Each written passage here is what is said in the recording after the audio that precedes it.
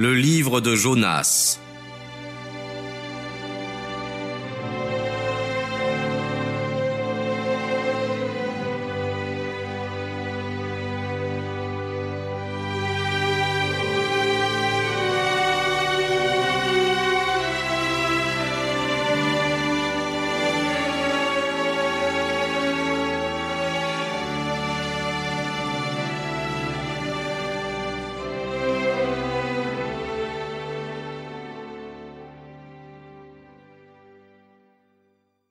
La parole du Seigneur fut adressée à Jonas, fils d'Amittai, en ces termes. « Lève-toi et va à Ninive, la grande ville, et prêche-y, car sa malice est montée jusqu'à moi. » Et Jonas se leva pour fuir à Tarsis de devant la face du Seigneur. Il descendit à Joppé et trouva un vaisseau qui allait à Tarsis. Il paya son passage et y entra pour aller avec les autres à Tarsis, loin de la face du Seigneur. Mais le Seigneur envoya un grand vent sur la mer, et une grande tempête s'éleva sur la mer, et le vaisseau était en danger d'être brisé. Les matelots eurent peur, et ils crièrent chacun vers son Dieu, et ils jetèrent à la mer les objets qui étaient sur le vaisseau afin de l'alléger. Cependant, Jonas était descendu au fond du navire, et il dormait d'un lourd sommeil.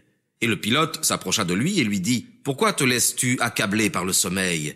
Lève-toi, invoque ton Dieu, peut-être Dieu pensera-t-il à nous, et nous ne périrons pas. » Et ils se dirent l'un à l'autre, « Venez et jetons le sort pour savoir d'où nous vient ce malheur. » Et ils jetèrent le sort, et le sort tomba sur Jonas. Alors ils lui dirent, « Indique-nous la cause qui nous attire ce malheur. Quelle est ton occupation? Quel est ton pays? Et où vas-tu? De quel peuple es-tu? » Il leur dit, « Je suis hébreu et je sers le Seigneur, le Dieu du ciel, qui a fait la mer et la terre. » Ces hommes furent saisis d'une grande crainte, et ils lui dirent, « Pourquoi tu fais cela ?» Car ils avaient su qu'il fuyait de devant la face du Seigneur, parce qu'il le leur avait indiqué. Ils lui dirent, « Que te ferons-nous, afin que la mer se calme pour nous ?» Car la mer s'élevait et se gonflait. Il leur dit, « Prenez-moi et jetez-moi dans la mer, et la mer se calmera pour vous. Car je sais que c'est à cause de moi que cette grande tempête est venue sur vous. » Ces hommes ramaient pour regagner la terre, mais ils ne le pouvaient parce que la mer s'élevait et se gonflait contre eux. Alors ils crièrent au Seigneur et dirent, « Nous vous en prions, Seigneur, ne nous faites pas périr à cause de la vie de cet homme, et ne faites pas retomber sur nous le sang innocent, parce que vous, Seigneur, vous avez fait ce que vous avez voulu. » Puis ils prirent Jonas, et ils le jetèrent dans la mer, et la fureur de la mer s'apaisa. Ces hommes furent saisis d'une grande crainte envers le Seigneur, et ils immolèrent des victimes au Seigneur et firent des vœux. Le Seigneur prépara un grand poisson qui engloutit Jonas, et Jonas fut dans le ventre du poisson 3 jours et 3 nuits.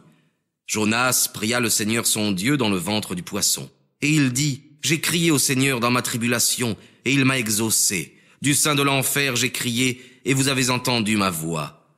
Vous m'avez jeté dans l'abîme, au cœur de la mer, et les courants m'ont entouré. Toutes vos vagues et tous vos flots ont passé sur moi.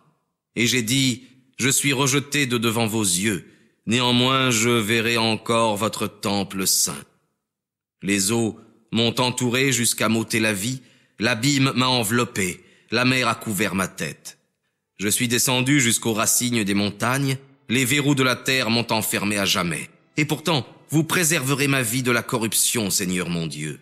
Quand mon âme était dans l'angoisse au-dedans de moi, je me suis souvenu du Seigneur pour que ma prière monte vers vous jusqu'à votre temple saint. Ceux qui s'attachent inutilement à la vanité abandonnent la miséricorde qui les aurait sauvés.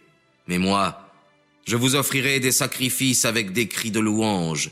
Tous les vœux que j'ai faits au Seigneur, je les rendrai pour mon salut. » Alors le Seigneur commanda au poisson qui vomit Jonas sur le rivage.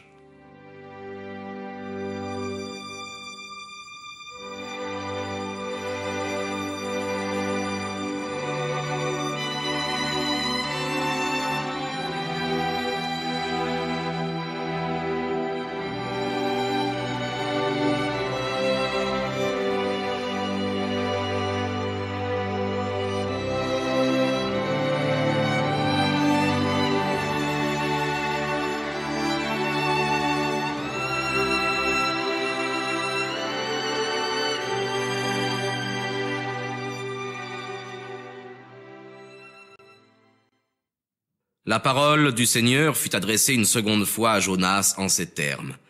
Lève-toi et va à Ninive, la grande ville, et prêche-y la prédication que je t'ordonne.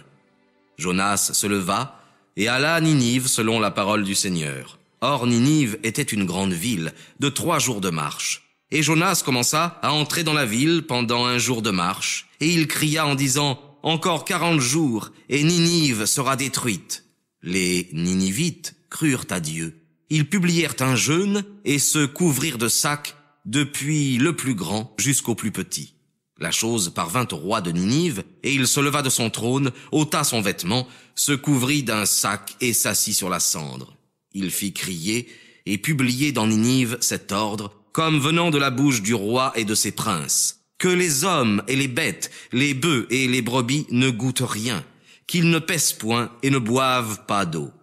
Que les hommes et les bêtes soient couverts de sacs, et qu'ils crient au Seigneur avec force, et que chacun revienne de sa voie mauvaise et de l'iniquité qui est dans ses mains.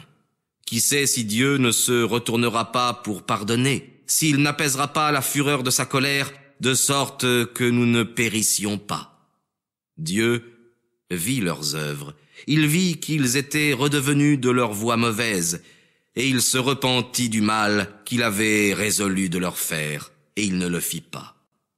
Alors Jonas fut saisi d'une grande affliction, et il s'irrita, et il implora le Seigneur, et il dit, « De grâce, Seigneur, n'est-ce pas là ce que je disais lorsque j'étais encore dans mon pays?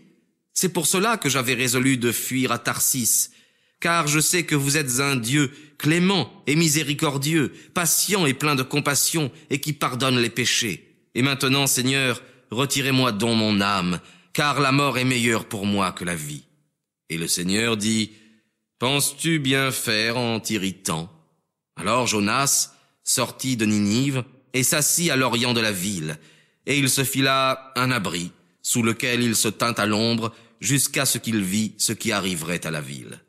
Le Seigneur Dieu fit naître un lierre, qui monta sur la tête de Jonas, pour donner de l'ombre sur sa tête et pour le mettre à couvert, parce qu'il souffrait. Et Jonas éprouva une grande joie au sujet du lierre. Le lendemain, à l'aurore, le Seigneur envoya un ver qui piqua le lierre et le dessécha. Et quand le soleil fut levé, le Seigneur fit souffler un vent chaud et brûlant, et le soleil frappait sur la tête de Jonas qui étouffait, et il souhaita de mourir en disant « La mort est meilleure pour moi que la vie. » Alors le Seigneur dit à Jonas « Penses-tu bien faire en t'irritant au sujet de ce lierre ?»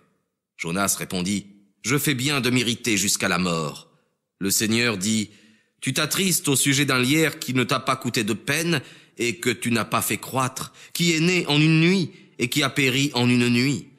Et moi je n'aurai pas pitié de Ninive, la grande ville, où il y a plus de 120 000 hommes qui ne savent pas discerner leur main droite d'avec leur main gauche, et un grand nombre d'animaux.